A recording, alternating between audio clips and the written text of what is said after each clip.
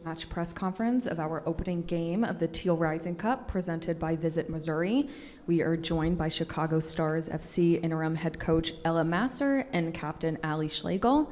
We will turn it over for questions. We will start with questions in the room, and anyone on Zoom, please use the raise your hand feature and we will call on you. But we'll start within the room, so who wants to start? Emery. Hi. After your first match here at Teal Rising Cup, how do you plan to prepare and recover for your games on Tuesday? It's a short turnaround, and we want everybody to get this opportunity to play. So you can see we changed 4 or 5 at 60 minutes, and the ones that didn't play so much today are going to play on that. And we want to see who's going to show up because, again, this is a growth moment, a growth game for us, and we're trying to prepare for Gotham.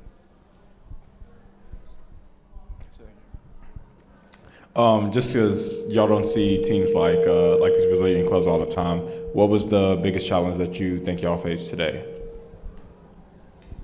Great question. I think in the game we experienced their quality on the ball mixed with also their physicality, and it's not like the physicality is something that's different from the NWSL, but I think it was a little bit unique in terms of their style of play. It wasn't necessarily the physical, okay, we're pushing forward, we're going in those moments, but I think a lot of physicality in those second balls and quality to wiggle out of spaces and go from there. So I thought that was unique today and something that they really showed us. I think you got to give Corinthians credit. I mean, they're top of the Brazil league for a reason. You can see how the Brazilian influence in our league. Some of the best players right now in the world are Brazilian, and they showed it, and credit for them for coming up and going into the 90-plus minute. And in the preparation, like you said, y'all have Ludmila, who's probably knows a lot of those players. Just what did she give y'all any advice or any tips for kind of going against Corinthians or possibly Palmeiras? No, Lud is. We try to focus on us. We did a little bit on them. We know their base structure. We know a lot of players are out for Copa America, but no, Ludmila focuses. We kind of changed some tactics, so there was a lot of learning on our end, and she did their best job to implement that. She has great moments. I have a two-part question, if I can, really quick. First, it was good to see. I thought a positive note out of your club today was the success you're having down the right side of the flank. I thought you got in behind several times there. And so, quick question is, what do you think was stopping from getting the final product in the final third today? And then also, thoughts on the Teal Cup continuing. I know it's the first year, but what's the excitement around it? And do you think this is something that we want to see continue in the success of it? Great question. I think first about the productivity in the final third. I think that's definitely something that we've been focusing on as a group, and that quality in that last moment, because I do think I agree. When we get in a couple of times and it's right there, and then I think that final pass or that final product isn't there, and I think all of us are kind of taking a look inward and reflecting on, like, is that the moment of focus? Is that the technique that we're using in those moments? But I do think it's a positive taking it too as well, like you said, but I think that's an internal moment for all of us to reflect on, whether it's technique or the focus or maybe just slowing your feet down a little bit to get your feet in the right spot to finish that chance. But I think we are all aware and reflecting on that.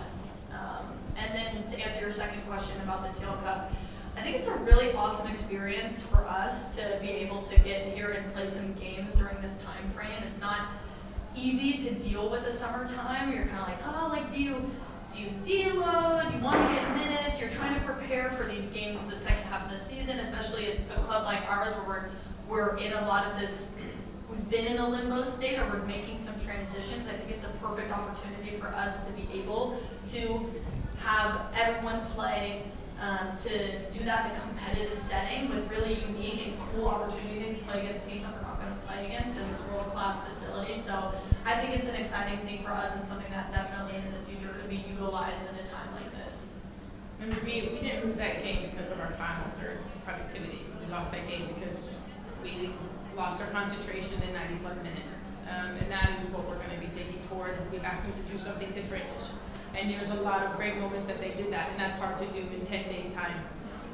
And for playing here, I was here 3 years ago when we broke ground on this. Was it 4 years ago now? 2021? I don't know. So for me to have this come in, to see the rumblings and everything they have to come into fruition or to see what it's like today. I mean, Kansas City will always kind of be our rival, but it's credit to them for what they've been able to create here, and it's incredible for women's sport going forward. Bit of a tough loss to lose in stoppage time like that. What, as a group, do you learn about the squad, especially as both of you have noted, this has been a big season of transition for the club? You can go off of this, but for me, it's people keep asking, what's coming next, who's coming next, and for us, the message that we've been is the people that are in that locker room is a special group. We're lucky to be here because it's not that somebody's moved on, but we're lucky to have Lauren as long as we did on the coaching staff. We're lucky to have Mac as long as we did. They've taught us a lot of great things, and now we're just trying to open the next chapter. But the brilliance that's in our locker room, we believe in, and that's the only thing we're focusing on right now. I think, we've taken a lot of time to reflect in these last 10 days, and I think it's hard to come out and have that experience, I just couldn't say like enough positive things about the locker room and the girls in the locker room and the people in this space. I mean, it's not easy to have had this experience and then go and do this and then still have everybody get out there, put their arms around each other and continue to show up, continue to come, back in there. We're already discussing like, I saw you did this, but like, this was good. This maybe we can talk about. Like we're already, I think, these moments can either drive wedges in between people, drive wedges in between the group, but I would give so much credit to my teammates and this staff and the people that are still here to continue to show up each and every day. We're not going to let a 90-plus against Gotham, I'll tell you that much. Yeah. And that's a positive. That's a positive moving forward, not on a free kick, that's for sure. Any other questions? No? Great. Thank you both so much. We'll see you on Tuesday. Thank you guys. Thank you. Appreciate it.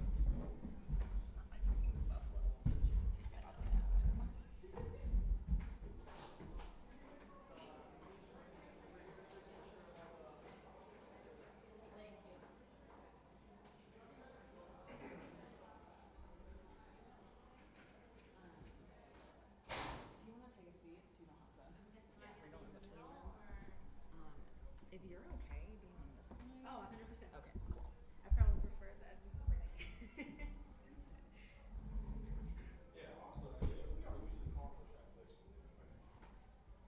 Keep it easy, okay, guys? Oh, no, for sure. No, I'm good at some of these before. Just kidding. But I will try to translate like one sentence at a time. So if you guys just give like one sentence at a time, just to make it easier. Can I grab this?